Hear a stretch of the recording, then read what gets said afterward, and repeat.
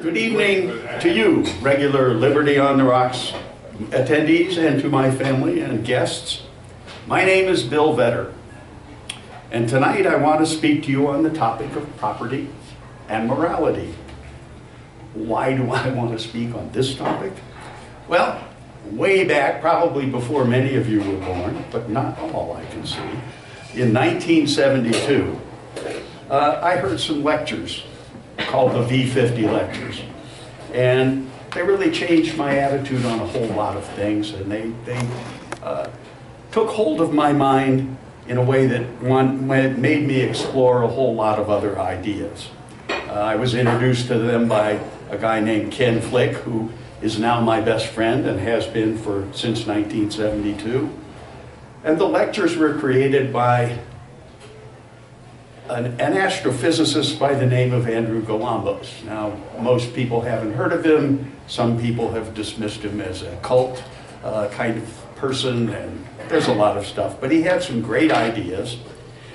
And with those lectures, I was introduced to some concepts about property, morality, and freedom that set me on an intellectual journey that changed how I think. V50 led me to Ayn Rand, to Austrian economics von Mises and Hayek and so on, to libertarian thought more generally, and ultimately, and this may step on a few toes here, ultimately it led me to the radical position that I don't believe in politics at all. Amen, brother. As a result, I now distinguish between states, which are immoral, and governments, which I believe can be moral. I want to share that distinction with you at the end of going through some preliminary things. My thesis is really pretty simple. Using the concepts of property and coercion, carefully defined as I heard them first in V50, it is possible to describe morality as a non-theological concept. And with that, I think we can see what the relationship between property and morality must be to have freedom. Property, in almost any vocabulary, is of material possessions. And because material possessions are unequally distributed, some people would say they're unfairly distributed, many people have persuasively denounced the morality of the pursuit of material well-being. Such people, including especially that crafty old rebel-rouser Karl Marx, have claimed that property rights conflict with human rights. In the V50 lectures, I learned that this concept of property is narrow and restrictive. Instead, here is a different, more comprehensive, and I believe much more useful definition of property. Property is individual man's life and all non-procreative derivatives of his life. Well, that's a mouthful. Property is individual man's life and all non-procreative derivatives of his life. The guy Galambos, who invented the V50 lectures, coined this in 1963, the year I graduated from high school. Obviously, it's before PC correctness about gender-specific words and all that sort of stuff. Stated differently, property is your life and all derivatives of your life, excluding children. It's only 12 words. It has its roots in the Declaration of Independence. All men are created equal. They are endowed by their Creator with certain unalienable rights, and among these are the rights to life, liberty, and the pursuit of happiness. Property can only be created by individuals. While it can be shared by more than one person, and it can be owned with the consent of those who created it by entities such as companies that are separate from the people who created it, the very concept of public property is an oxymoron. Conversely, the term private property, properly understood, is a redundancy. All property is private. So-called public property has another name, which I'll get to later. As you might guess, it's a name that doesn't command a whole lot of respect. Ownership is defined in terms of property. Ownership is total control of property on a moral basis. And more about that troublesome term moral in a minute. A person must own his own life before he can own anything else. Life itself is called primordial property, or P0. That is one's body, and more abstractly, its functioning and its health. Everyone owns himself or herself. Properly constructed, property excludes slavery. It can't exist within that concept. You cannot be, a person is not someone else's property. Also, children are not your property. They're not their parents' property. You have certain obligations towards them. We can get into that at a great. But what are the first derivatives of your life? Your thoughts and ideas. And from your thoughts and ideas come actions. You own your thoughts, your ideas, and your actions. They are all property. Your labor, mental and physical, is also your property. My wife, Aggie, over there, she calls this mind property. Mind property is not only what you think, know, or believe, it is also the actions you take as motivated by your mind. It's your labor and your creativity, constructive or otherwise. You can have bad property. Galambos in V50 called this primary property because what we think and do are the first derivatives of our life. Primary property, or mind property, is much broader than the legal concepts of intellectual property. Intellectual property is really a creature of state legislative definition within a state structure to help you enforce your rights. The last kind of property is that which is derived from primary property, namely secondary property. Pretty logical. This is the fruits of your thought and labor, both tangible things, whether crops, houses, cars, ashtrays, cyclotrons, or the intangible derivatives of primary property, such as businesses, money, stocks, books, art. Books and art are an interesting intersection of primary and secondary property. The ideas and concepts are the primary property of the author or the artist who created them, while the cover and pages of a book or the canvas and pigments of a painting are secondary property, owned by whomever purchased these objects. All right, I know. This is a lot of definitions, but please stay with me. There's an important point here. All property originates with an individual's life. It is only that individual who has the right to decide what to do with his property.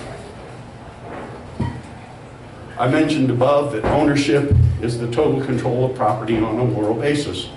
That brings us to the question of what is morality? Morality is certainly a thorny term, as you may be thinking. For most people, the concept of morality is linked to religious pronouncements. The Golden Rule, the Ten Commandments, love thy neighbor. Is it even possible to have a purely rational, which is to say a non-theological definition of morality? One that is logical and intellectually satisfying to thinking people. For this, we have to go back to the concept underlying natural rights, particularly the concept of property in the sense defined above. For this, the concept of a natural right has a profound reciprocal secret hiding in it. No person's natural right can conflict with the natural rights of another person.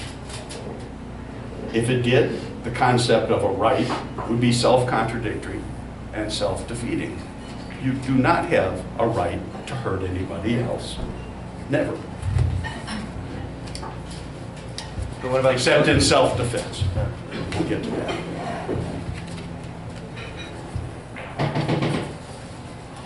My right As is often said, my right to swing my arm ends at the end of your nose. I may not use my property in a way that injures your property, nor use your property without your consent. Lack of consent involves coercion. Coercion is the attempted, intentional interference with the property of another person. This is another Galambos v. 50 definition from back in 1963. This is the basis of a rational, non-theological morality. The reciprocal duties everyone has to everyone else not to use other people's property without their consent and not to use your own property to harm other people. Morality involves the concepts of ownership and consent. Indeed, your consent, your agreements themselves are mental or primary property. If I consent to the transfer of my property, whether for payment or otherwise, the former property becomes the property of the recipient. If a transfer of my property is made without my consent, however, as when it's stolen, it remains my property, but it becomes plunder. This is where the distinction between government and state comes back in. If governments are instituted among men, as it says in the Declaration, to secure their rights, deriving their just power from the consent of the governed, then governments may only rightfully take the support you consent to give to them. Consider a private government, such as membership in an organization, maybe even a homeowners association. I hate them. If the fees are too high, you don't belong. You can drop out. You can leave. If you don't like their charges, you don't live there. Their support is voluntary and consensual. True governments only have the power that the governed consent to give them. It is their proper role, that is a government's, as protector of their constituents' rights. Governments have the powers delegated to them, in particular, the power of self-defense.